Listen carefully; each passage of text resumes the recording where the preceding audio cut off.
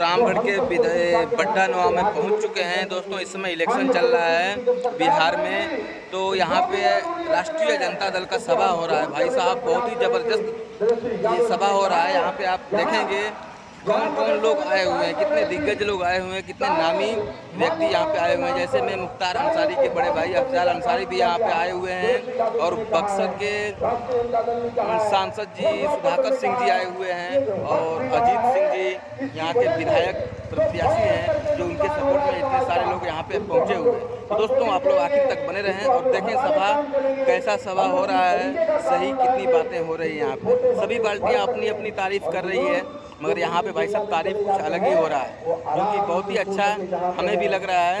और आप लोग बने रहें, देखेंगे, आप खुद डिसाइड करेंगे कि कौन सी पार्टी सही है। ना ही ओवैसी के बारे में सुनिएगा, ना ही लालच में पड़िएगा। अपना दिल और दिमाग लगाइए और अजीत भाई को एक वोट देकर पटना पहुंचाइए। जय हिंद, जय भारत, जय राजा। अब मैं बक्सर से राष्ट्रीय जनता दल के जिला अध्यक्ष भाई शेषनाथ जी से आग्रह करूंगा कि आए और सभा को संबोधित करें।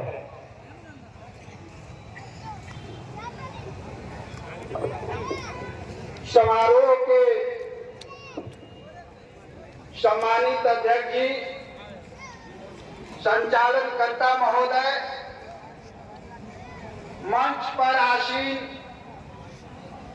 लोकप्रिय सांसद गाजीपुर अफजाल साहब, बक्सर के सुधाकर सिंह जी, आपके उम्मीदवार अजीत सिंह जी, और नुआव में इस कार्यक्रम में बैठे सभी भाइयों बहनों, ये साधारण चुनाव नहीं है।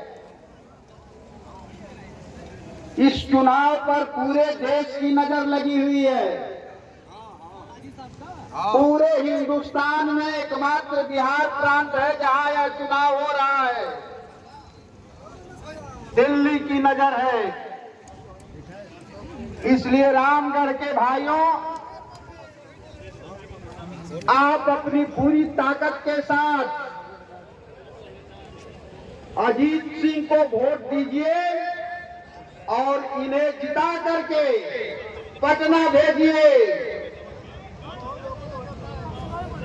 ये जाएंगे तो मुख्यमंत्री बनाने के लिए वोट करेंगे। आप अगर इन्हें नहीं जिताएंगे तो कैसे तेजस्वी को आप मुख्यमंत्री बना सकते हैं? इसका कोई जवाब हम लोगों के पास नहीं है। तेजस्वी मुख्यमंत्री तभी बनेंगे जब अजीत जीत करके जाएंगे। एक एक वोट का बहुत महत्व है। अजीत को जिताइए। और यह चैलेंज है, भारतीय जनता पार्टी ने चैलेंज किया है कि किसी भी हालत में तेजस्वी को हम मुख्यमंत्री नहीं बनने देंगे। ऐ रामगढ़ के यादव भाइयों, कान खोल के सुन लो, यह चैलेंज स्वीकार करो। देश पर संकट है, नौजवान संकट में है, और नौजवान ने कहा है कि मैं अगर सरकार का हिस्सा बनूंगा तो तुम्हें नौकरी दूंगा, तुम्हारे अरमानों को पूरा करूंगा।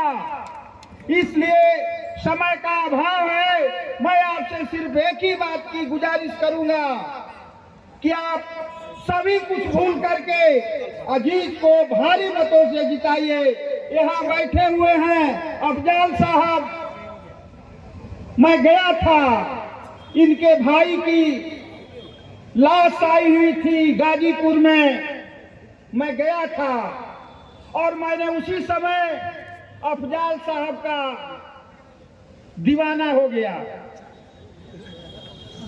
भारी संख्या में लोग जुटे हुए थे, इतनी बड़ी तादाद थी कि प्रशासन के लोगों ने हाथ उठा दिया। कलेक्टर साहिबा औरत थी, उसने कहा केवल 5 लोग मिट्टी देंगे। मैंने देखा उस समय व्हील पावर था अफजाल साहब के अंदर। इन्होंने कहा नहीं, 5 लोग नहीं, ये जितने लोग चाहेंगे उतने लोग मिट्टी देंगे। मैं आप नहीं रोक सकती हैं, ये मेरा व्यक्तिगत ओकेजन है और व्यक्तिगत ओकेजन में आपके परमिशन की कोई आवश्यकता नहीं है। इसे कहते हैं हिल पावर, इसे कहते हैं आत्मविश्वास।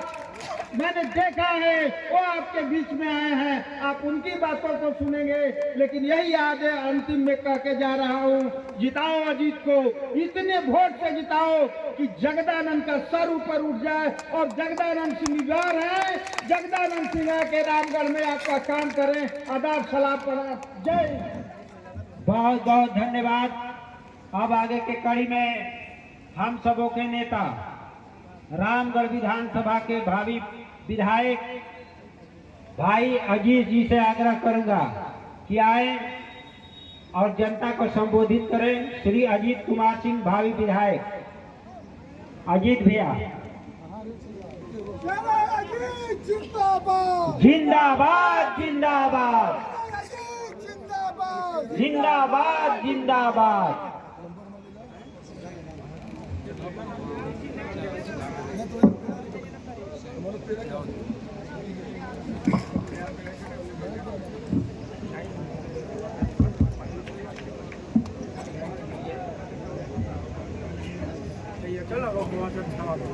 नुआव की इस धरती पे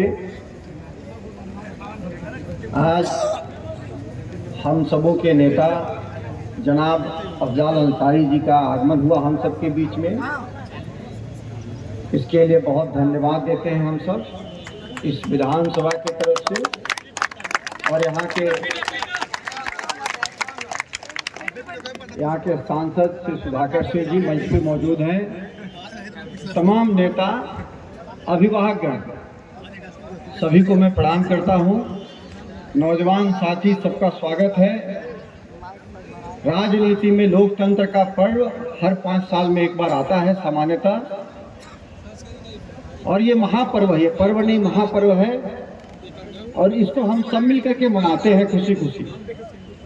जितनी खुशी बड़े लोगों को नहीं होती होगी, उससे भी कई गुना ज्यादा खुशी एक सामान्य घर के श्रमिक समाज हो, किसान समाज हो, उनकी होती है, क्योंकि हर 5 साल में एक ये नई उम्मीद और नई आशा का संचार करती है। किस देश से बदलाव होगा, भविष्य उज्जवल होगा, आने वाली पीढ़ियों का जीवन बेहतर होगा, इस ख्वाहिश के साथ हजारों हजार लोग एक एक विधानसभा में झंडा उठा कर करके और पूरे महीने भर गाते और नाचते रहते हैं। मैं कभी देखता हूं तो मैं सोचता हूं कि इस लोकतंत्र के महापर्व को आखिरकार ये इतनी खुशी से क्यों मनाते हैं। और फिर मुझे समझ में आता है कि जब से देश आजाद हुआ और देश की आजादी की जो प्रक्रिया जितनी कठिन थी कि लाखों लोग बलिदान दिए थे, तब ये देश आजाद हुआ था। और लाखों लोग के बलिदान देने के बाद भी ये धरती रक्त मांग रही थी, और जो अंग्रेज थे और उनके जो यहाँ दलाल, इन लोगों ने मिलकर के एक और साजिश रची और देश के भूगोल का बंटवारा धर्म के आधार पर करने का कोशिश किया।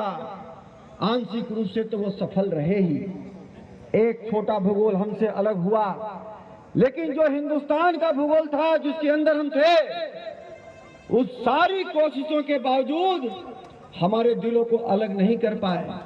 आज भी उसी मंसूबे से हम सबके बीच में ये लगातार निरंतर काम कर रहे हैं।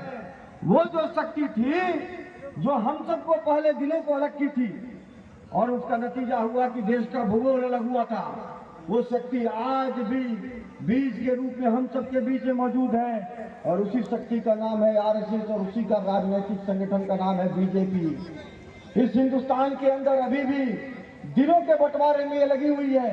कैसे हम और आप सब एक साथ अमन चैन से रहते हैं, इनकी आंखों में ये बात भटकते रहती है। और न केवल हिंदुस्तान के अंदर वो शक्ति है, बल्कि पूरे विश्व के अंदर वो शक्ति है। यहाँ से लेकर के अमेरिका तक वो शक्ति एक मुश्त होकर करके निरंतर काम कर रही है। पूरे दुनिया में निरीहों की हत्याएं आज भी हो रही हैं। छोटे छोटे आप जगहों पे जाएंगे देखेंगे, एक तरफा युद्ध छेड़ा जाता है, लाखों लोग को मारा जाता है। हम सबको जानने और समझने की जरूरत है। वो शक्ति रामगढ़ के अंदर भी है, लेकिन कई बार सीधे नहीं दिखती। उसके कई रूप, अनेक रूप होते हैं। वो अनेकों रास्ते से हमारे बीच में घुसने की कोशिश करती है। मैं ज्यादा इस विषय पे अंदर तक नहीं जाऊंगा। तमाम हमारे यहाँ पर जिन लोग वक्त आए वो उन्होंने बात रखी है और बात बताएंगे। हम आप रामगढ़ के बारे में बात करना चाहेंगे। जिस जगह पे हम बैठे हैं इसके बगल में ही हाई स्कूल, इंटर स्कूल है और उसकी एक नहीं दो है। एक बच्चियों के लिए है और एक कोएड है, बच्चे और बच्चे दोनों के लिए है।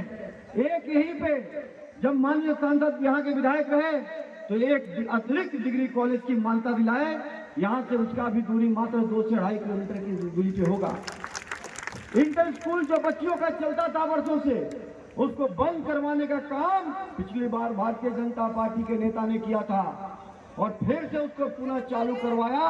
यहाँ के स्थानीय लोगों ने और राष्ट्रीय जनता दल पार्टी ने मिलकर के फिर से उस इंटर स्कूल को चालू करवाने का काम किया और वहां से फिर से जो बच्चियों का इंटर स्कूल है वो